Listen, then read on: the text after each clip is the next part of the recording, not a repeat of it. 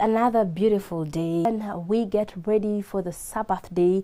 Yesterday we talked about the power in asking, and I encouraged you to come out and ask for help. No matter where you are, in whatever it is that you need, you can ask for help in your career, you can ask for help in your academics, you can ask for help in your personal life, in your spiritual life, in all the facets of life. You can be able to ask for help.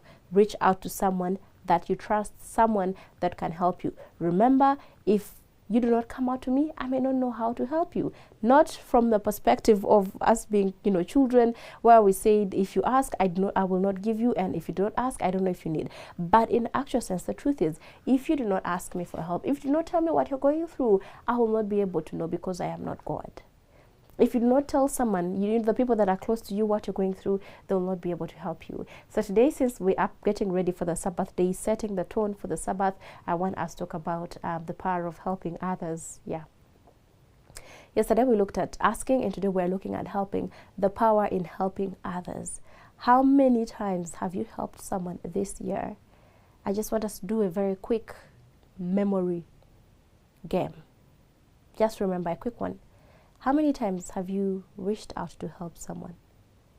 Maybe you're searching through and trying to remember, But okay, let me say when we went out to the youth during the youth Sabbath, the Global Youth Day, maybe let me say that one counts. On top of that one, how many times have you helped? I also know of some churches that reached out during the camp meeting. Okay, that also counts. Let's say you've been out twice as a group, corporate. But as an individual, how many times have you helped someone? Maybe you've helped someone. When I'm talking about help, now do not think about finance. I'm not talking about money. Helping someone has nothing to do with money. It totally has nothing to do with money. Helping could be that you help someone cross the road. It could be that you found a lady, maybe a pregnant woman, an elderly woman, carrying a jerrycan that was heavy for them, and you carried the jerrycan for them. Maybe you helped them clean their compound. Maybe someone was stuck and you gave them direction. That is helping. There is power in helping. I am a life coach. I am a counselor. I am a mentor. I am a journalist. But I want to assure you that the times I have helped people, it has always, paid back. Now, I'm not saying that it will help because it's going to pay back, but I'm just telling you there is a fulfillment. Now, for me, before we even look at the paying back, the fulfillment that I get every time I help someone, it even pushes me to help them the more. And secondly, helping others is you helping yourself. As a coach, while I am coaching individuals and groups, it helps me. While I am mentoring, it helps me to be a better person. Now, I was sharing this with someone recently, that who I am right now is because of what I do. I am someone that people look up to, and that is something I don't take for granted. I thank God for that. I cannot take, I can't say I am taking the reward for that. But God has been faithful to me, that I have people that aspire to be like me. Glory to God. But you know how that happened? It all started when I got intentional about following my purpose, following my dream of being able to impact someone's life, of being able to, put a smile on someone else's face. When I started being intentional about that, the more I did, the better person I became. So there is a lot that you can achieve as an individual, more than the person that you are helping. When someone comes out to you seeking for help, when they ask for your help, what do you do? In the book of Mark, Jesus tells us that, we should love our neighbors as we love ourselves. When you love someone, you do not want to see them hurt. You do not want to see them lack. You do not want to see them sad. You'll always want to come through for them. In the book of Galatians 1:6, we are told that we need to bear each other's burdens.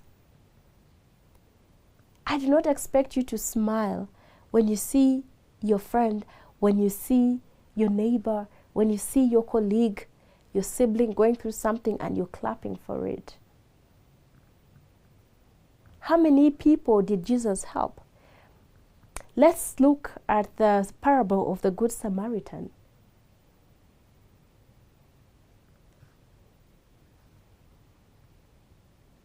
You are not, you are not influential because of the things you have achieved.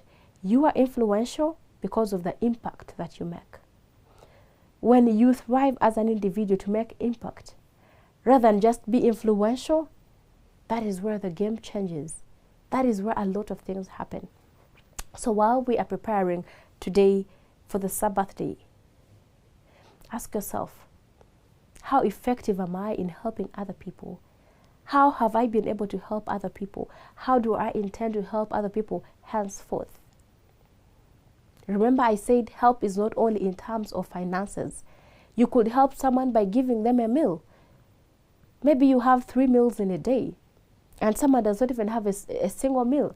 You can forego 1 meal and give the other meal to them. Maybe you have more than enough clothes that you can change all year through and no one will see you repeating a cloth. But there's someone that does not have, or even what they have is not worthy of a human being wearing. You can donate 4 or 5 pieces and give to these people. And that brings me to the point. Every time we come out to help other people, every time there is a call that this is going to happen, come through, let us support. What do? We bring clothes, we bring shoes, we bring things that we ourselves cannot use anymore. That is not help. You are simply dumping. You are simply getting rid of what you do not want. But you are not helping. You are not extending a real hand. Extending a real hand is you foregoing something that is, dear to you for the good of someone else. Jesus is the perfect example. Jesus did not have a spare life. Jesus did not come to earth just to show up, to give appearances. No. He really came to help you and I, to redeem us, to go back to where we are supposed to be. He gave his life. Life is so precious. He gave his life to show us how much he loves us, to show us, how important we are. So if you want to show someone else that they have value, that they are valuable, you are not going to give them what does not matter.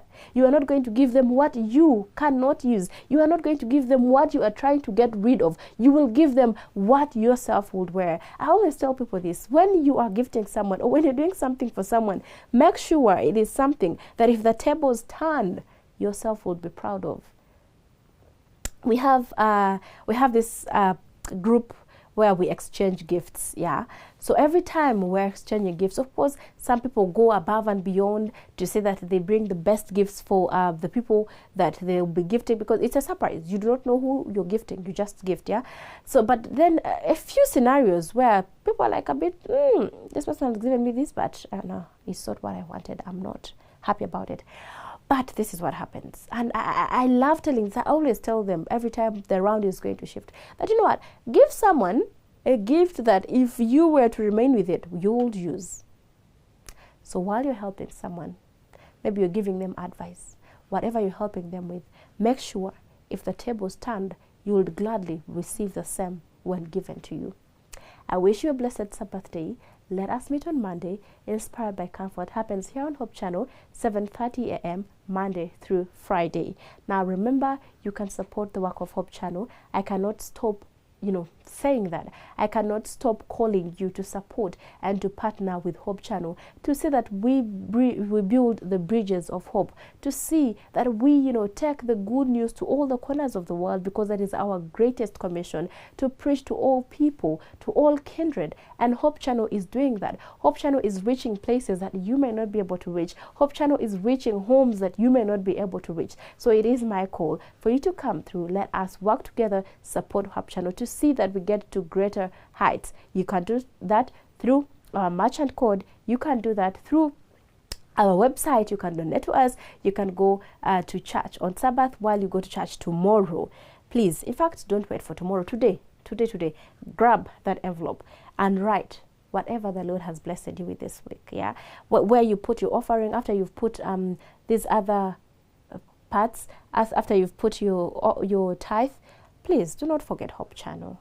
even if it's 500 shillings, even if it is 1,000 shilling, that amount counts. Remember, while we're in primary, we were told 1 by 1 makes a bundle. So if you put your 500, another person puts their 500, that is 1,000. And then if 50 people put together 1,000, that is 50,000 shillings. If, let's say, 100,000 people put together 1,000 shillings, how much would that be?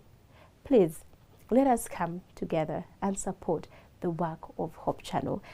Let us meet next week. Until then, bye-bye.